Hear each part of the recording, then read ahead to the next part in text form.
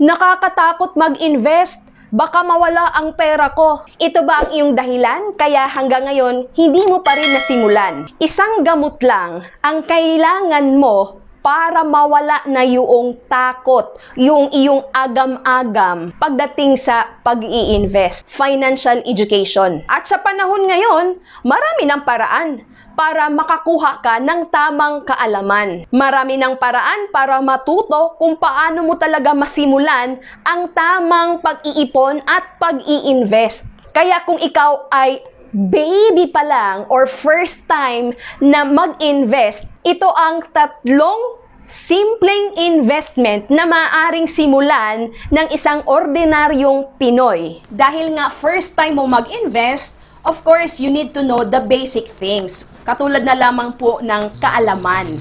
Yes, kapag ikaw ay bago sa larangan ng pag-invest, you have to make sure ang unang investment na gagawin mo ay knowledge. Investment in yourself. Investment in information. Kailangan talaga na maintindihan mo yung papasukin mong investment kahit ba sinasabi nating mga simpleng investment ito. At kailangan mo ring malaman na wala pong instant earnings sa mga legit na mga investments.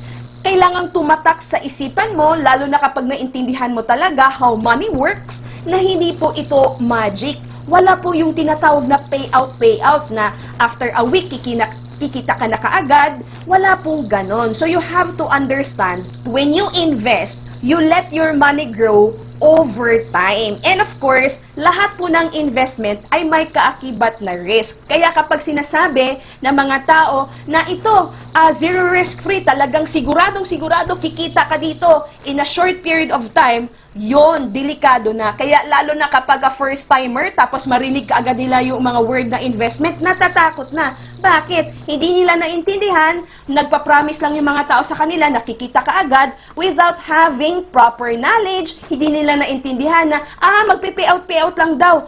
Tapos wala daw risk. Hindi po, mali po. So you have to make sure you have the proper knowledge. That's why, if you are a first-time investor, maaari ka, di ba, lesser, okay? Lesser na risk, yung mga tinatawag nating managed fund investment. Katulad po yan ng mutual fund. Yes, ang mutual fund, kumbaga, ito yung pinaka-basic na paraan para ang isang Pinoy ay magkaroon ng shares or magiging kasosyo, magiging ka-shareholder ng mga malalaking negosyo or ng mga malalaking kumpanya dito sa Pilipinas. Kung ikaw ba, tinatangkilik mo yung mga produkto ng bawat kumpanya na ito, then pwede kang maging kasosyo nila, ibig sabihin pwede kang kumita. Now, in a mutual fund investment, ito po ay managed fund because pooled fund po ito na kung saan yung pera mo ay minamanage po nung tinatawag na fund manager. Of course, this is legit because talaga pong na-audited yan and of course, registered sa SEC. And at the same time, alam niyo po ba, FYI, pati na rin naman yung government agency katulad ng Social Security System ay nag-invest na rin sa mutual fund. Now, nakikibakas ka when we talk about mutual fund investment, nakikibakas ka sa mutual fund company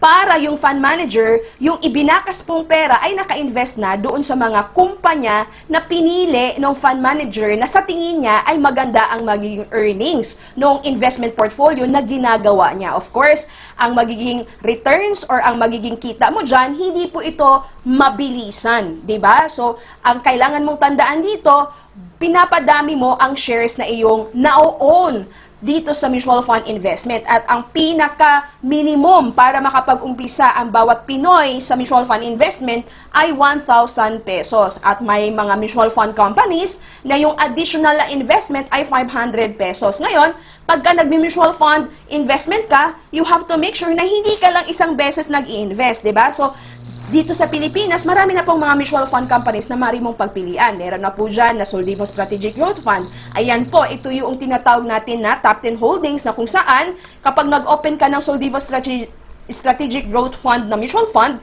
meron ka ng automatic na mga shares sa mga company na ito dahil ito yung pinili ng fund manager ng Soldivo. Maaari din naman Phil Equity, di ba? So ito yung mga company niya. And of course, meron din sa Atram, meron din sa Sun Life. at meron din naman sa First Asset Metro Investment or FAMI. Now, syempre kapag ka nais mong mag-open ng account sa mga mutual fund companies na ito, you can go directly to their offices, 'di ba? Syempre maghanap ka talaga ng investment solicitor diyan. Ngayon, katulad ko, 'di ba? I decided to open an account sa mga mutual fund companies na 'yan through this company called International Marketing Group or IMG kasi may ka-partner ang IMG, Ramver Financials, na nagbebenta ng mga top-performing mutual fund companies dito sa Pilipinas, 'di ba? So, dahil ka-partner ng IMG ang Ramver po yung nagbebenta ng mutual funds. So, being an IMG member, meron pong tinatawag na benefit. Kasi kapag nag-invest po tayo, 'di ba? Sinabi ko nga sa inyo kanina na may risk and at the same time may mga fees. So, pagka IMG member, of course, may bayad yung enrollment, pero yung fee, yung sales load sa mga mutual fund companies, sa mga mutual fund investment, zero load fee yun. Kumbaga, discounted po yun. At ang pangalawa, na maaaring mag-invest ang isang first-time investor ay yung tinatawag naman nating Unit Investment Trust Fund.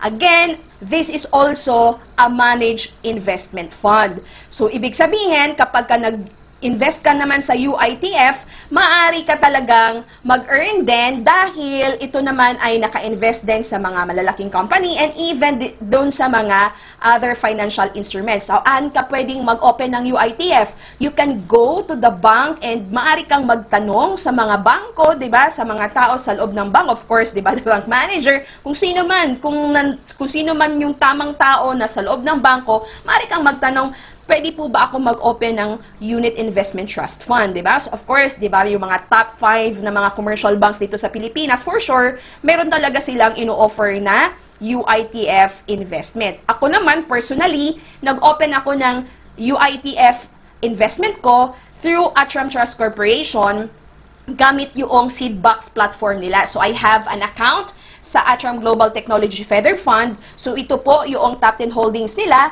na kung mapapansin natin ay naka-invest, diba, doon sa mga global companies katulad ng Microsoft, Apple, Samsung. So, maraming mga company. Global nga diba? Global Technology Fund. So, this is a UITF account through Atram. And of course, I have also an account sa Atram Global Consumer Trends Feather Fund. So, ito naman yung mga top 10 holdings nila. Meron sa Amazon, diba? Sa Farfetch, sa Alibaba, sa Sony.